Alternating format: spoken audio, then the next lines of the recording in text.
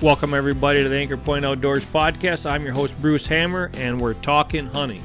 If it has to do with hunting and hunting related issues, we're going to try to cover them all right here on the Anchor Point Outdoors podcast. So pour yourself a hot cup of coffee, pull up a chair, and let's get this show started. All right, welcome everybody to Anchor Point Outdoors first podcast. I've got my son Kevin on the TV up there. Got two of my buddies here, Gary Henry and Paul Hoagland. And we're going to talk turkeys. We're going to get turkey seasons basically started here at about a month or so. Yep. Or at least mine's going to start here in about a month. So we're gonna talk turkeys. We're gonna try to get it right from application all the way through there. So I guess we can get started. Back 3 months ago, we had to put in for turkey here in Michigan, and we found out here about 3 weeks ago what we drew, and I was lucky enough to draw that first season. So I know you guys are doing the third season. I just buy over the counter the third hunt. Yeah. And there's been a lot of talk about, when do you really, what do you put in for it? I mean, why do you put in for it? I used to always basically put in for that third season just because we did a lot of video on, so it just gave us more time. But right. You get 3 weekends, and if you worked, it worked out great. You had a lot more time and stuff. But yeah, and I think that the weather that we're having, big factor. Yeah.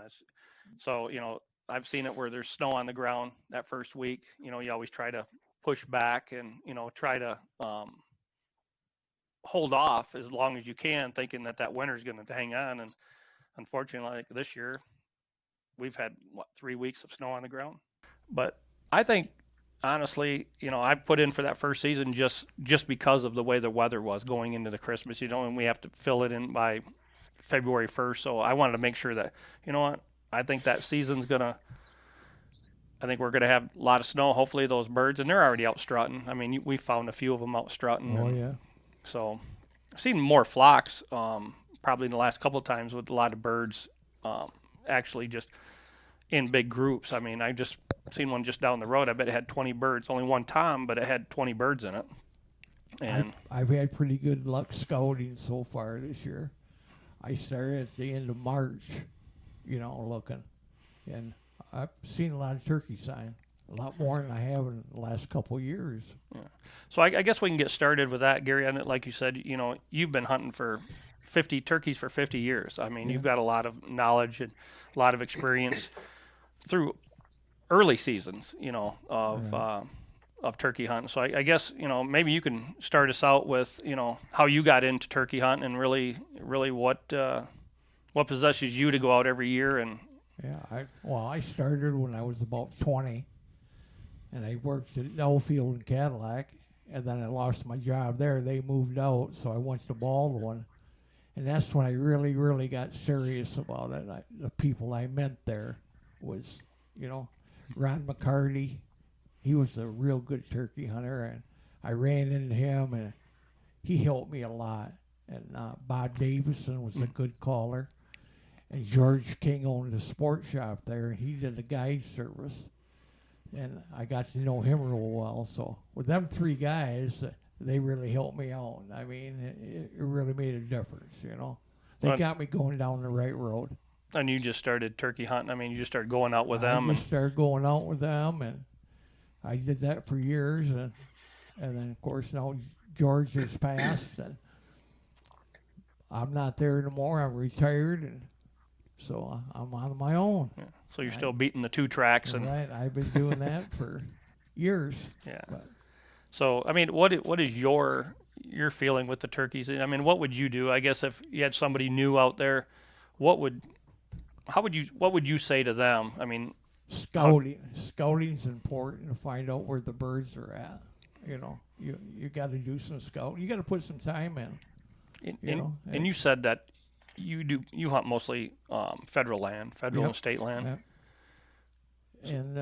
And so when Well, I just say when you're saying you got to put the time in and go scouting, like what are you look like for scouting? What are you looking for necessarily? Like what's the sign or what's the indication that it'd be a good spot to set up? Well, I go and I just ride, and if I see birds, I mark that spot, and then Mhm. I look for tracks, turkey tracks. How do you mark that? How do you say you I mark that? mark them in my plat book. Oh, okay. I have a plat book that I mark it in, and then I just continue going to all these places, just scouting, just looking and marking. And then when I find Mhm. when my hunt comes, then I've got that down, and I go back to them Mhm. areas and check them out, and Hmm. then I start roosting. Yeah, You and know, in today's age too. I mean, they have a Okay. lot of apps that that oh, we've used for deer hunting and oh stuff like yeah, that. But I yeah. mean, with Onyx Maps, I mean that would be a technique, that you could I'm use. old fashioned. Yeah. But I mean, for anybody new getting into it, Oh I mean, yeah, there's so many apps, tracking apps and stuff like that, that you could actually, do that same thing. I know where we live, sometimes you don't have that service. right. I mean, but So one of the big challenges that I can see when you do that, when you find these turkeys, are you strictly looking on public land, or is this private and public? Private and public, yeah. Okay. So But when you find those birds, on private, what's a good plan to try to well, get permission to? well, I normally don't even ask. I don't really hunt. What I do if I'm going down the road and I see turkeys in somebody's front yard, I'll look at my plat book and see if I can find a hunk of state land somewhere close, Okay. and I'll mark that because I know that some turkeys are going to split up and they're going to move on. So then that way I know I can get to them turkeys by going to the state land. But I normally don't ask permission to hunt on people's property. Normally they say no. So right. over the years I just don't do it. I don't hunt it, but I mark it if there's state land around them birds.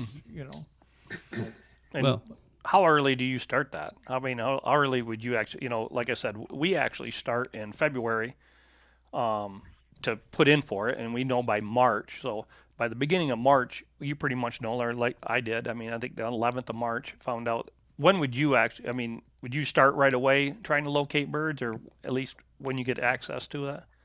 I start at the end of March because I always get the third hunt. Hmm. Okay, so I know what my hunt is.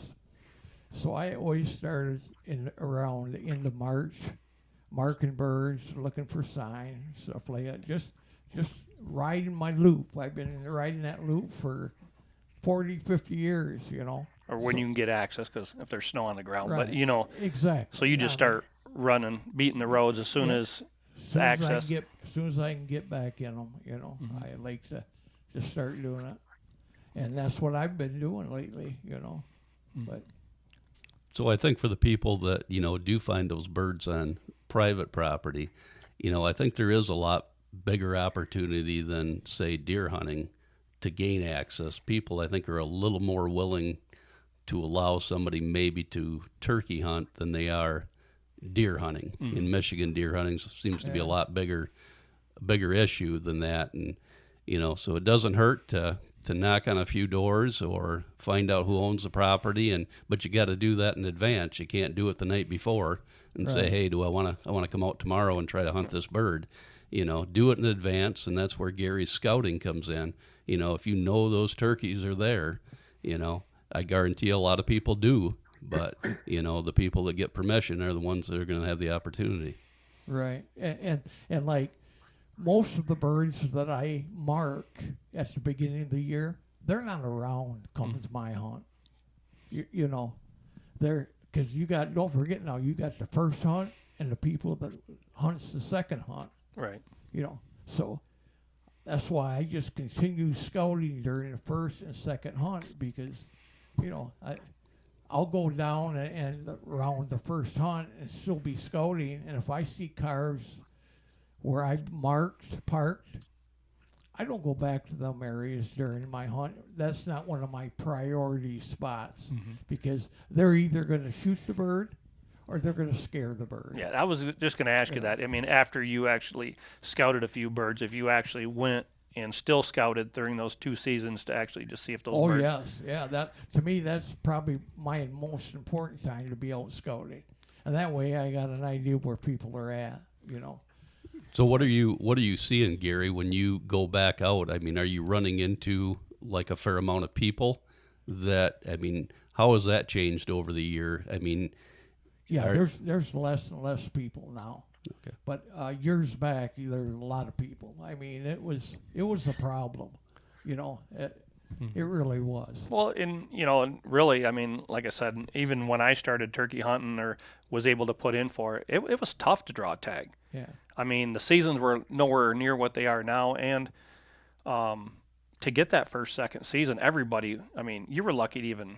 Well, you were going to be unsuccessful. Right. I mean, and that's why they came up with the third hunt to open it for 3 weekends. Right. Was for more people to be able to hunt. You know, they didn't get their permits that wanted the first and second hunt. That's, right. You know. Right, and that was 1 week hunts. Right. Yeah. It was 3 hunts, first, second, and third. But the third hunt was only, like a week and a half, something like that. Yeah. It wasn't what we know today as basically the month of May. No, not even close. Yeah. No. So now, is that due to the turkey population increase? You think that they've been able to open it up to be longer? Because I have seen that the turkey population in like the early 1900s was actually, the turkey was almost like wiped out. It was down to just a few thousands. Right. So is that the reason they're able to open it up longer now, is because the population, I mean, maybe the hunting pressure isn't as much as it once was, but is the turkey populations are so high, it allows them to open the season a little bit longer. There was a lot more birds then when they opened it, the third hunt like that, but it's really went down a lot. But I think they did it for the birds, a lot of birds, and people, like I say, really wanted to hunt. And, but right now, today, according to the DNR, the turkey population is up around 200,000 birds, which they say in the heyday back before the 50s, it was at about 100,000. Then it went down to about nothing. But now they claim that we're back up to 200,000 birds. And so 2 issues there. We've got a decline in the hunters. The actual number of hunters has gone down. And if we truly have 200,000 birds, they're sitting on the most birds that we've ever had. So from their perspective and why we have the hunting seasons, that's why it is. Right. So do you think they'll actually open up that fall season again? I mean, I know we used to have one. No, I don't think so. I don't think they'll open it. Just you don't think? No. To try to control it? No, I really. They actually don't. do have a fall season, don't they? Well, I think. Well, not up in our area, I guess. Right. It's in certain parts of the state. Yeah. Yeah. Southern Michigan. Right. In our immediate area. Yeah. See, the problem with 200,000 turkeys in Michigan, you got to understand. In northern Michigan, the bird population is way down. Southern Michigan, Mississippi, you can shoot 5 birds. South Carolina, you can shoot 5 birds. Think about that. One person can shoot 5 birds. Right. How many birds they got? So my point is, Southern Michigan's got birds. All these big farm countries got birds. But you go on state and private property, you're not going to see them birds. That's what the problem is. So you've seen in your core area that you've hunted for years. It's spotty. It's real spotty, and where they come up with 200,000 birds is beyond me. Well, I've seen that too. I've seen that, and they say we rank like number 7 in the state as far as bird harvest. So, I don't see that kind of hunts. I know quite a few people that do still turkey hunt. Some of them call them yard buzzards. I mean, some of them don't could care less to even shoot a turkey. But honestly, I have fun doing it, getting them to call. But yeah, it's it's crazy how I don't see the hunting numbers or people going into it like I used to. I mean, everybody seemed like they always wanted to get out and draw a tag and get a bird. Now it just doesn't. I mean, you can put in like this. I put in for the first season and pretty much thought I was going to have a 100% chance, and I did draw it because it just doesn't seem like there's hardly anybody putting in for it. And I guess I really don't know if there was any leftover license. Didn't hear of any. I didn't hear anything about any. You know, I don't know. You can if they don't enough people put in for that first season. You can buy it over the counter until they're sold out. But I haven't even heard that. Right. But, Yeah. They are, like I said, it's real spotty, you know. And Well, once again, going by DNR success rates, last year they claimed that there was a 42% success rate in hunters.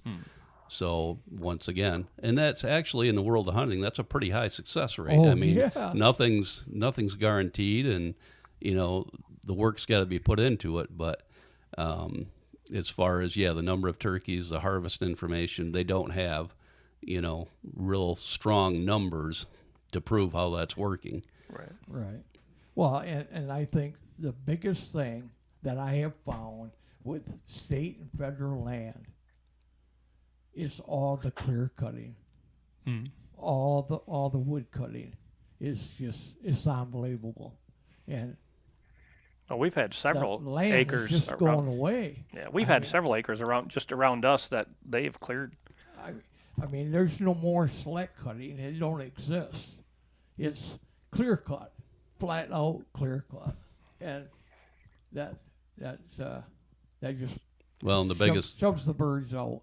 and the biggest thing when they do that is from a turkey's perspective, it takes the roost trees, it takes the things that they do as part of their natural habits.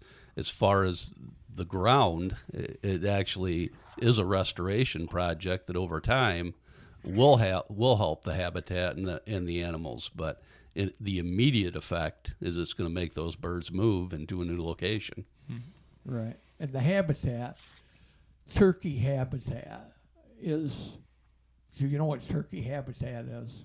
This is what they claim. I don't agree with. I agree with some of it, but some of it I don't.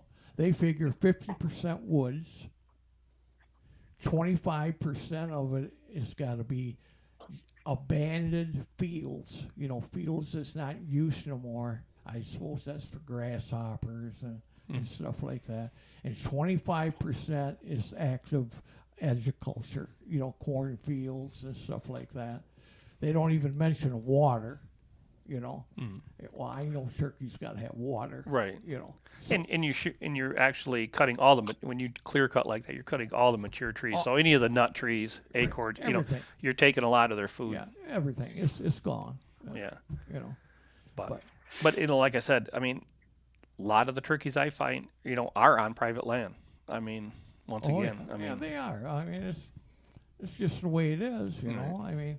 Well, once again, as you guys talk about habitat being destroyed in the process, if you think about private land, what do we have on private land? We've got people with food plots for deer. We've got bird feeders. We've got corn. We've got gardens. We've got all these things that people modify their lands to make it habitat friendly, which is a great thing. That's not a bad thing. No. But that is where the deer are going to go. I mean, they don't care. They don't have property lines. But you know that I read an article and they said that the habitat down south is getting bad.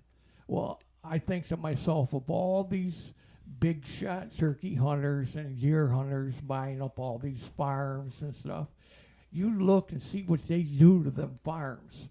I mean, they're really helping the habitat as far as I'm concerned. Really, really good. But I just don't understand where all this stuff comes from. I don't. So you think, going back to like when you first started hunting and, they planted, back in 50s when they had to reintroduce the turkey to get the population where it is today. Right. You think that was because of the forest? I mean, you think that's why they thrived up here? I mean, we had winters. I mean, but the turkey still thrived pretty good. Right. Well, and I think that hurts them a little bit, the winters, but not now. I mean, our winters are kind of like Indiana and Grand Rapids, Yeah. I mean, But I mean, when you first started hunting, I mean, you hunted Oh. back when, like I said, Oh, yeah. the winters were still winter kill and stuff like that. I mean, going back to, how you used to hunt them, because like I said, Right. I feel most people don't hunt them like you hunted them. right. Well, you got to remember too, back just about 15, 20 years ago, the DNR used to really be involved in turkeys. Back then, these people that's got houses that turkeys would come to in the wintertime, all you had to do was call the DNR and they'd bring them corn, help feed the turkeys. I mean, the DNR really helped the turkeys in the wintertime. But that slowly just faded away. They just, I don't know why, but Just because of maybe the Right. population. it just, The reason and the timing that faded away is when Michigan first had the TB and the tuberculosis in the deer, and they started saying, let's not feed the deer in the winter because we're causing these deer to yard up and stuff, which also was a good place for turkeys and that type of thing. So the perception of feeding animals went the other way. right. And then we went into chronic wasting disease, and now all this has been banned. So unfortunately, the turkeys suffered because of that, because of the deer, because it's pretty hard to put corn on the ground and say, no, deer don't get it, but the turkeys do. There you go. And that's a struggle. Hey, Kevin, I know you're down kind of in central Michigan there. What do you see as habitat? I mean, if you had a chance to get around and just, what does things look like down there? We got kind of a mixture. Like I've seen turkeys, and like there's a lot more fields. I mean, there's definitely some areas that are wooded. It just kind of depends on where you're at here in the central Michigan area. Like there's a lot of farm fields and stuff, and I've seen some. I haven't been able to get out to too much public land. I do know there's public land around here that people do turkey hunt, but I mean, like we've stated in the past, like it's not as it's not as popular of a game to hunt as much anymore, I feel like. So I don't hear as many people talk about going turkey hunting. I mean, it's deer hunting and things are a lot more commercialized and a lot more popular around here. But I've definitely seen turkeys and things in farm fields and on the edges of some woodlots around here, but not a lot of people that I know turkey hunt down in this area. No, I know you're a little bit younger than us guys sitting here. Do you think that's kind of evolving? I mean, is that the younger people just aren't getting into it? And I mean, obviously, I know you were brought up. Your dad's a turkey hunter sitting here, but I mean, do you think in general your friends, the people you associate with, is it just kind of a lost thing or? Yeah, like I said, yeah, a lot of the friends and stuff that I know that hunt, it's primarily, deer hunting. Not a lot of turkey hunters, which I mean, like I don't know if it's a generational thing. I mean, probably. I don't know what would cause the decline necessarily. I suppose. I mean, you could argue that deer hunting's easier than turkey hunting. I mean, anybody can go out with a rifle on someone's farm field and shoot a deer with a rifle 300 yards away. And I mean, not everyone can call a turkey in to 20, 30 yards to shoot them. So I mean, maybe that's part of it.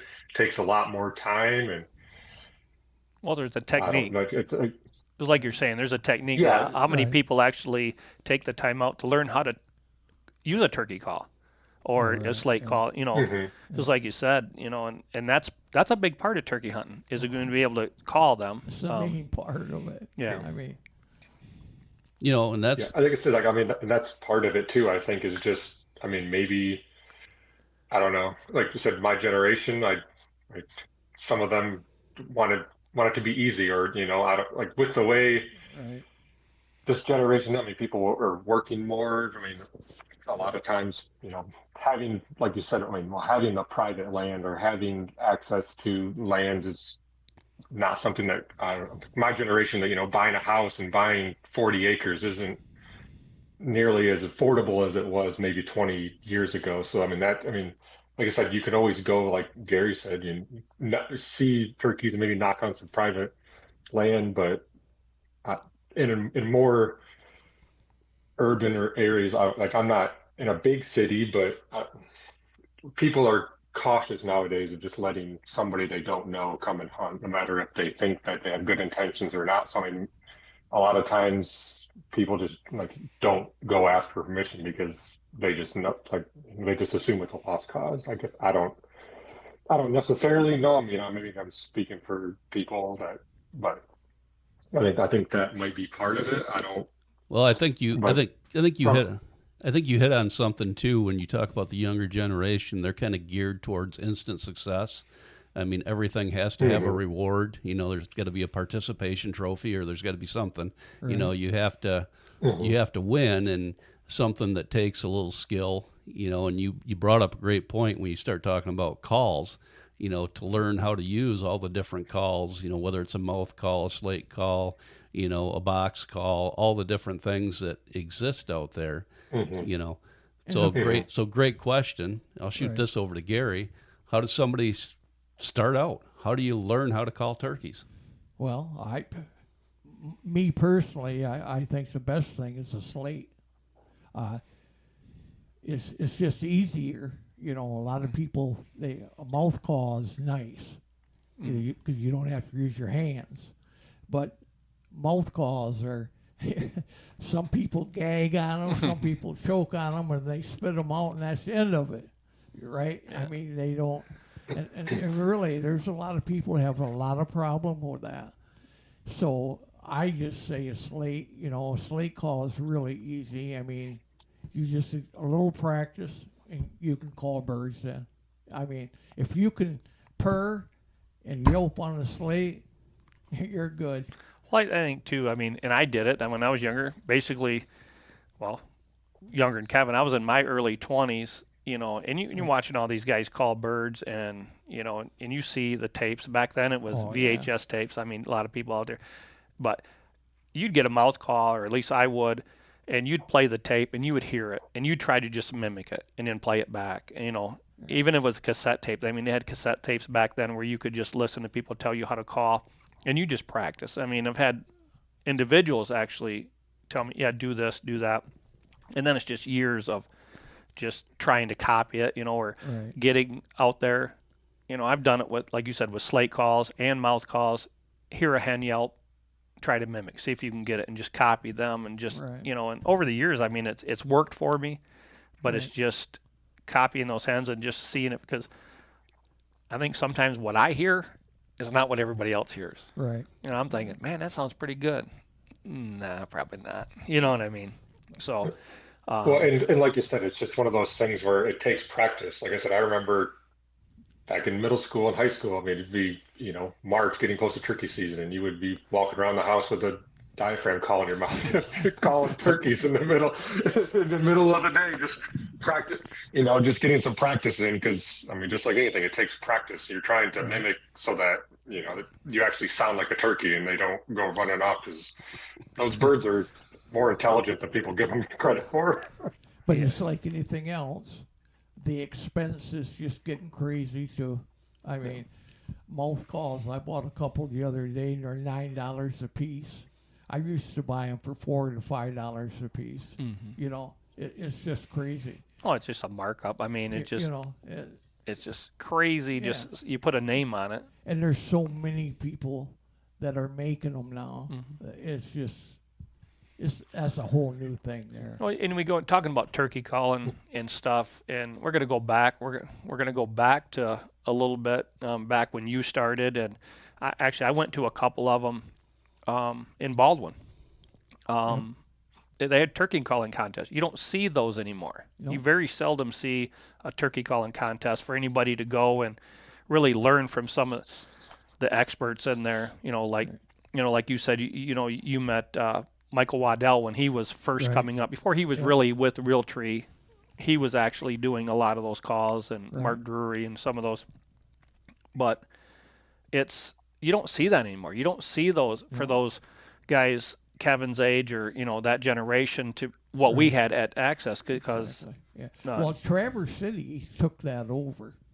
I've never been there, but there's a place in Traverse City now that they hold. That's one spot for the national championship. yeah, but you don't hear about it like No, you not you used to. used to. Right. No. I mean, they don't. I mean, the last turkey call in Baldwin that I went to, the gentleman, and you'd probably know him, ran it for years, and he basically told me, I mean, before we were doing outdoor shows for Anchor Point, and we were up in Traverse City, and that was the last one I think he was doing because of just wasn't the interest in it, and Right. and he was actually, I want to say he was close to into his 70s, and he just Quit. he wanted somebody to take it over, and there was just nobody there to take it over. Right. So he let it dissipate. Yep. And like you said, you'd go there for years, and a lot of, like, say his name, George King. Yeah.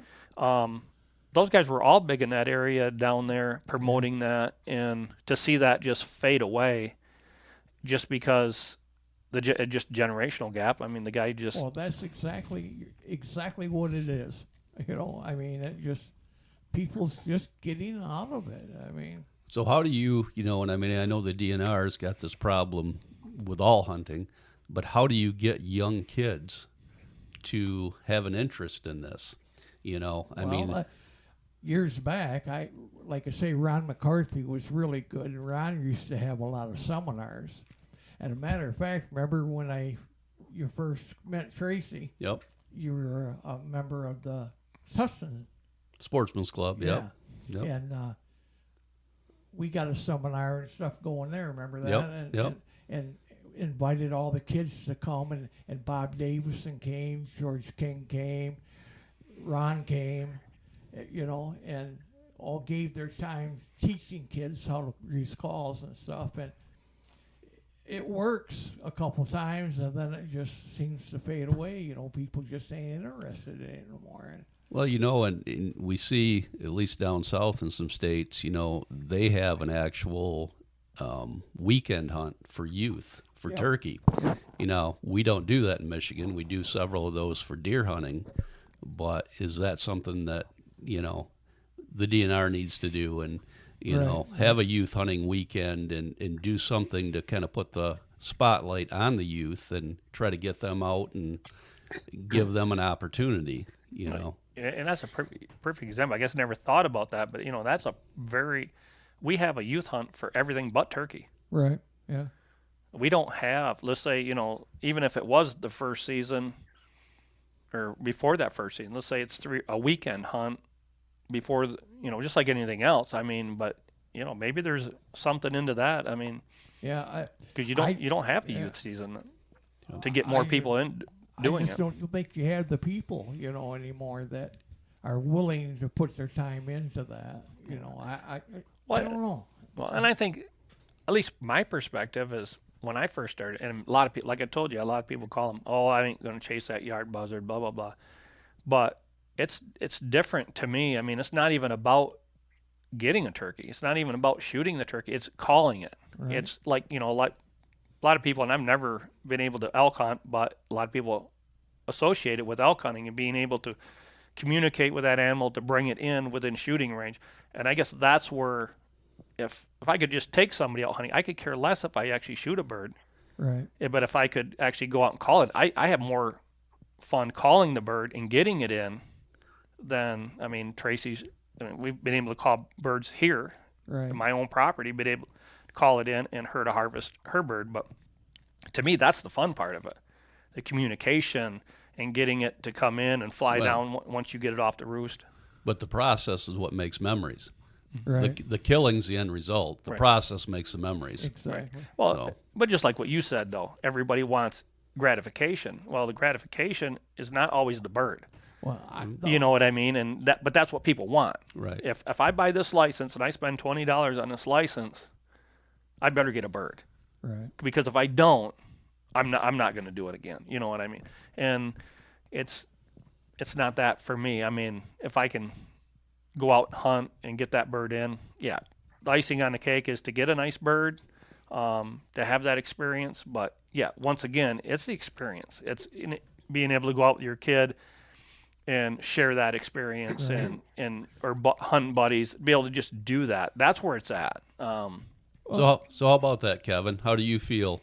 Do you, being a younger guy, do you feel the pressure that if you're out turkey hunting, that you're less of a hunter if you don't get a turkey? Um, I I don't know if I would say that. I mean, that's my perspective. I could see why a lot of people in the younger generation that would be the way. But I mean, I was always raised to, like the way I was raised was, it was more. I mean, obviously the trophy is a big part of it, but the whole hunt and everything is just as big of a part. I mean, I don't. It's because it's weird. Like I said, like I don't know if there's a stigma around turkeys as opposed to deer. I mean, I do a lot more deer hunting than turkey hunting, but I just, you hear people say like, "Oh, every year we go to deer camp, and if we don't shoot anything, it's whatever." Like, okay, well, if it's okay to not shoot anything and just have fun at deer camp with your buddies or whatever, then why, why can't that be the same thing for turkeys? Like, is it just because it's not as popular? Is it, like I said, is there a negative stigma on turkey? Like I said, they're, yard birds, or they, maybe they tear up your yard or what, like maybe that's part of the reason there's a negative stigma on it. But like, I mean, for me, it's always been, the hunt and the experience and the whole thing is just as important, obviously, as the trophy or the kill. But I mean, equating it to like deer hunting, I mean, even people in my generation, like they have just as much fun going to deer camp for a week and hanging out with their buddies. And if they don't shoot anything, it's fine. But what changes when it comes to, turkeys or something else? Like, I'm not really sure. But I mean, I do see that in a lot of things where people, I mean, everyone has their own idea of what hunting should be or is or whatever. But I mean, there's lots of people that say, "Oh, this was a terrible season because I didn't shoot anything." Well, that's one perspective on it. But I mean, there's been several years where I haven't shot anything, but just going out and filming the hunts or the experiences of, even if you had a close encounter with a nice deer or turkey or whatever and wasn't able to get it, doesn't mean it was a bad time.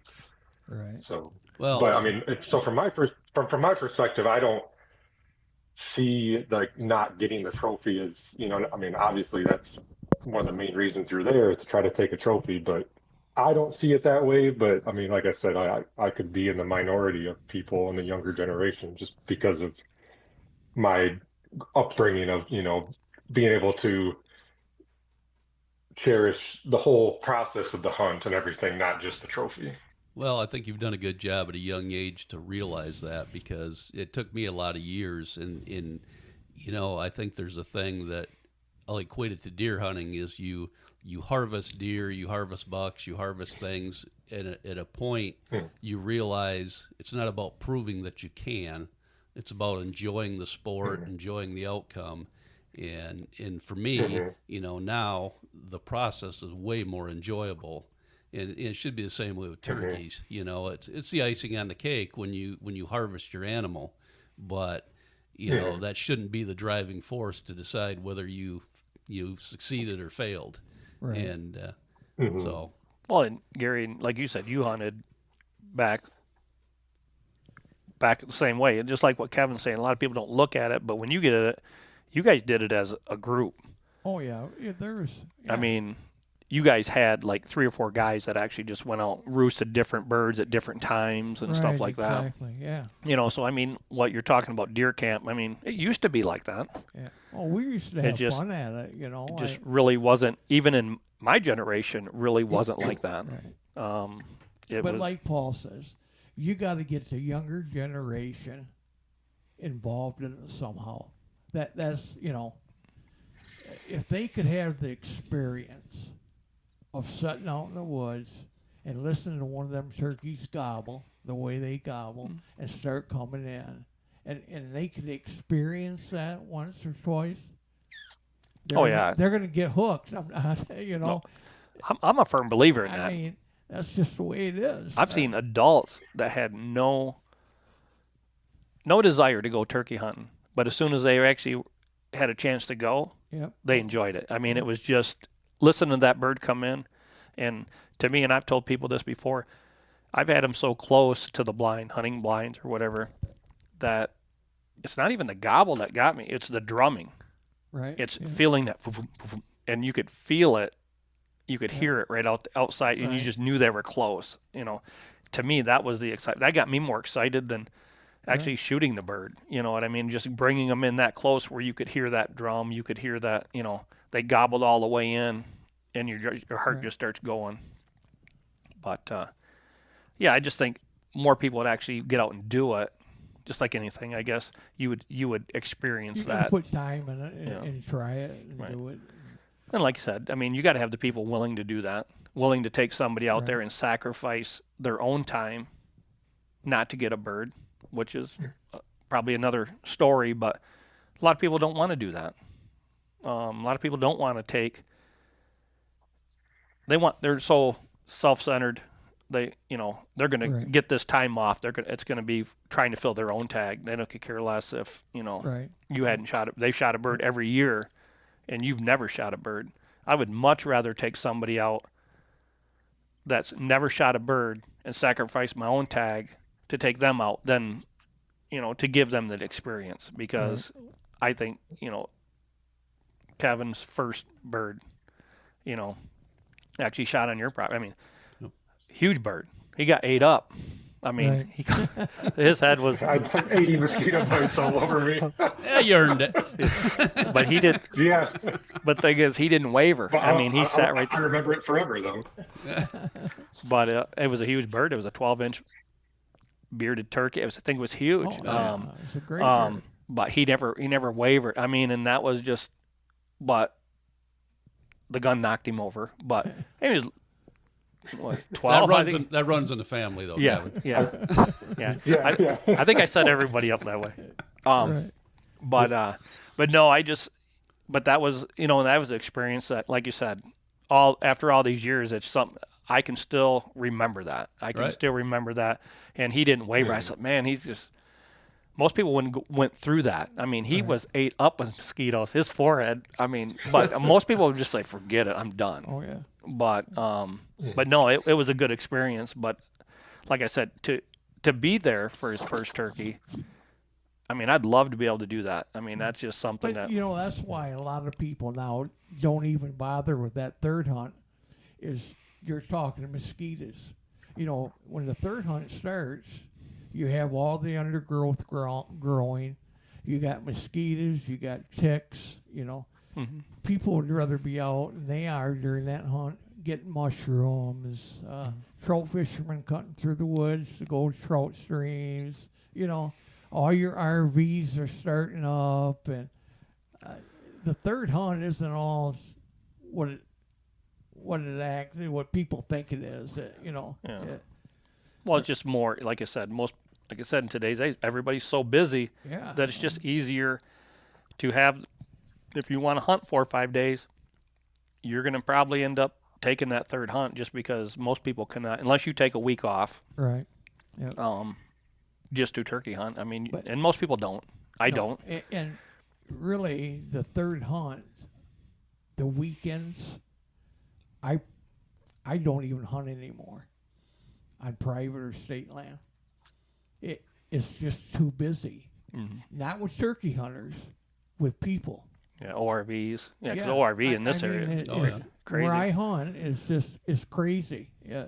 So I don't even, I might get invited to go over to Paul's. You might call me and say, there's a bird there. Go ahead and hunt it. You might call me, or I know somebody who's got some private property, or I might have a bird on my place. I'll hunt them on the weekends. I won't. I really don't. So I guess going back to anybody out there that's just getting into turkey hunting, we've kind of went down several avenues and kind of how Right. our hunting experience. But where would you think that if somebody was, we talk about just riding around roosting, but how do you roost a bird? I mean, how do you roost a bird? I go what out- calls would you use? I don't call them. When you roost a bird, I go out and I set in an area where I know there's birds, And I like to park on a 2-track so I can see each way. And I go out about an hour and a half to 2 hours early before dark. And I like to sit there and watch that 2-track. And then I'll just sit and listen and listen. Normally, that time of year, the toms will gobble coming back to the roost, heading back. And you'll hear that gobble. I don't hunt turkeys in the evening. Some people do. I don't.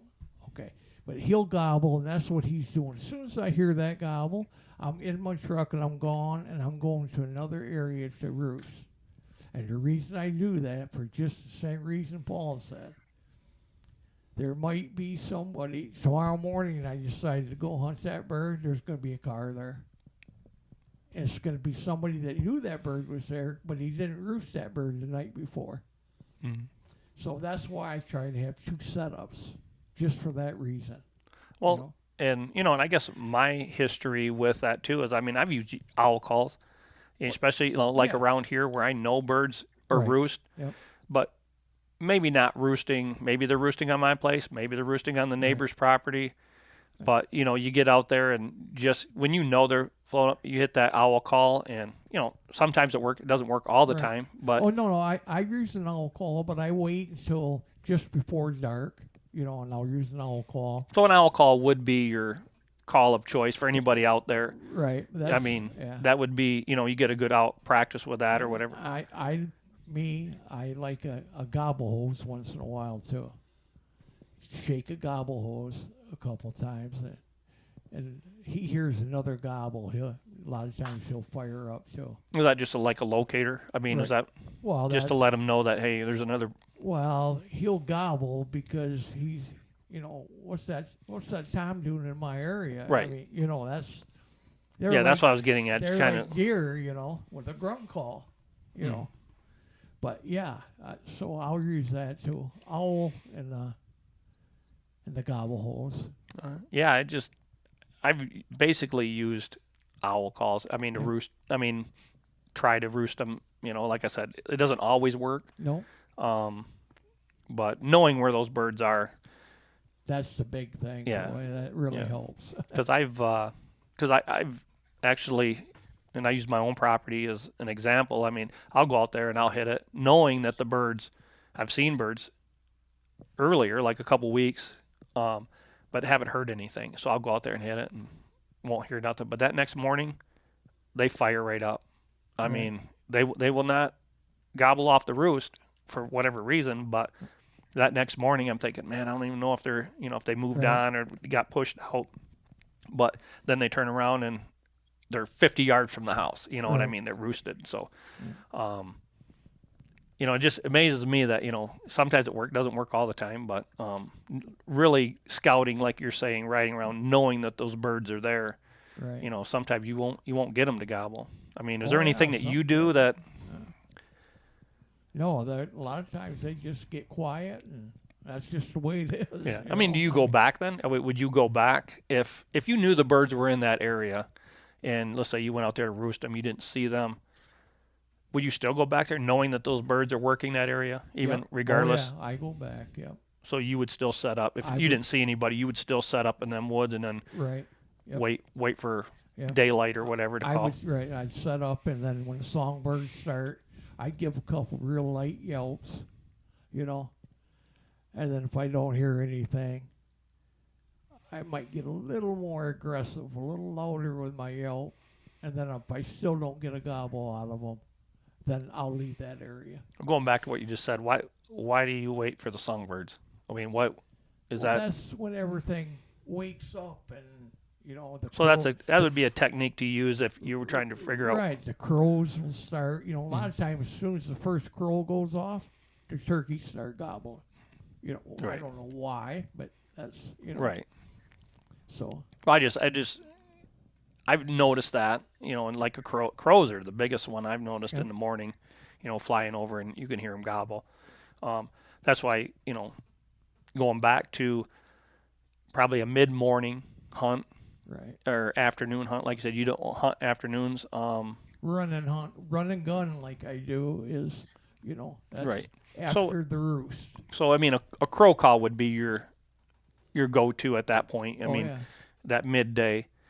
And we've talked about this before, but for anybody that's just getting into it, and I've made that mistake myself early when I was a lot younger, learning to call. You know, you did the ride around call, see a bird, you know, educate them to death, you know, Right. just trying to see if you could get them to gobble. But you're out there and you're running and gunning. You don't use a turkey call for the most part when you're trying to locate them on a run and gun. That's not your first call, I should No, say. my first call is crow call. Right. because And I- why is that? Well, because if he say there's a bird there, and if you use a crow call and he gobbles, well, he's not going to come to you. It's just a noise to him, so he's going to stay where he's at. That gives me time to get my gun loaded, take my time, go down the road, get away from the car, Mhm. and then get set up and call him at an angle so he's not looking at the car, number one. He sees the car, the game's over, you know. Right. But so I have stopped and just went ahead and used a hen call, a yelp, and they fire up and they start coming right away. Well, the time you get back to your truck, load your gun, get your stuff, get your chair, starts to go, they've already spotted you. They either spotted your car or they spotted you moving through the woods. So the game's over. Yeah. You know, you set up and you call and you don't hear nothing. Well, Yeah, you know, and I guess that's where, you know, talking to you before, you know, that was kind of one of the things, because, I mean, a lot of people want to use turkey calls to locate them. You know, they get into the woods and they want to give a few yelps, but sometimes, I mean, that could hinder you more than it's going to help you. it can burn you. Yeah. If he's right there. If Right. he's quite a ways away and you got a chance to do that. Oh but, yeah. You got So your first call Right. would be crow call. still crow call. Yeah. Crow call, then a yelp is what I do. Yeah. You know? Okay. So yeah,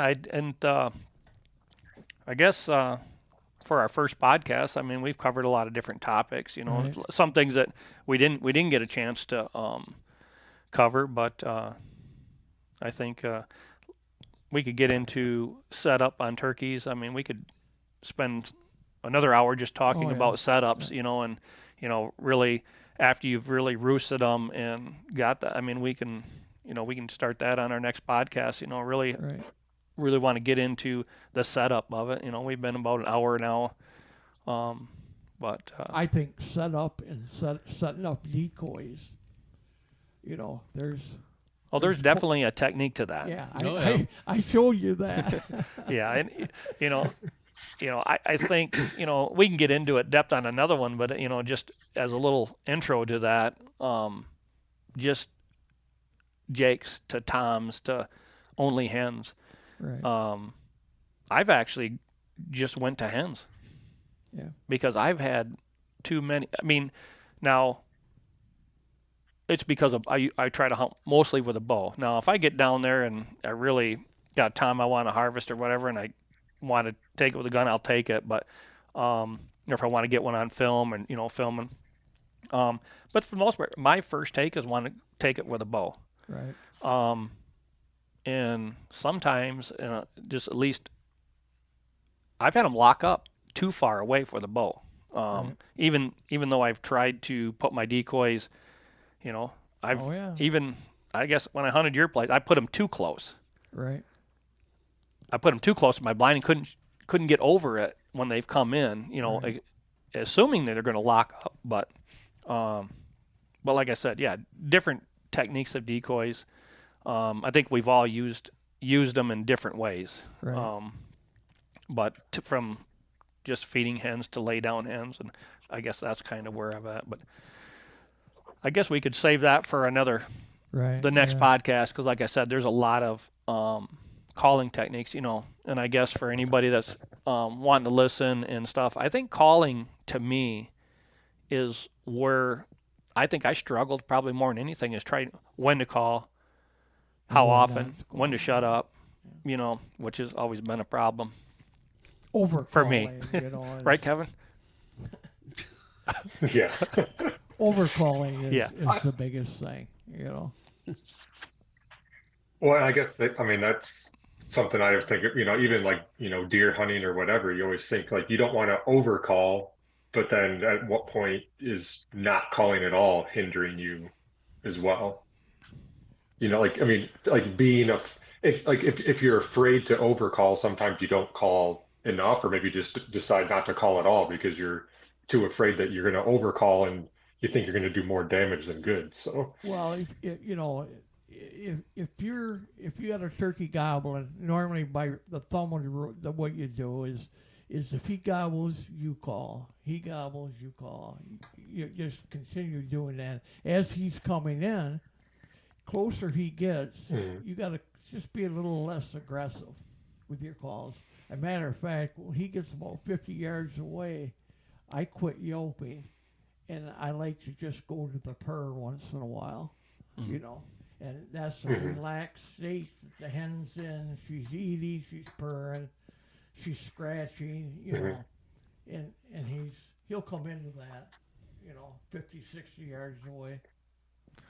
Yeah, and that purr is always. I bet you probably most of the birds that I've shot and was able to bring them in close was with the purr. Yeah. I mean, they've honestly responded. I mean, like I said, you get them the yelp, and I'm by far a turkey expert, but most of the ones that I've had come in close enough for us to harvest is that purr. That purr is what's really brought them in when they've seen the decoys. That's really what's done it for me. I mean, that's kind of my go-to when it gets to that point. When they get close. But yeah, so I think for our first podcast, I appreciate you guys joining it. No problem. I definitely would like to get everybody back to see if we can't talk a little bit more on the setup on turkey. Like I said, we've got a month. Maybe we can get one more in here. And if anybody wanting to listen and tune in, that we can do that. And for everybody out there, I would appreciate you guys all listening and stopping by the channel. But we're hopefully we'll get into a lot of different topics, from food plots to deer hunting. I mean, we've all hunted together for years, and we just like talking hunting. So I think for now, I think we're just going to sign out, and we will see you on the next podcast. Appreciate it. Thanks. Good.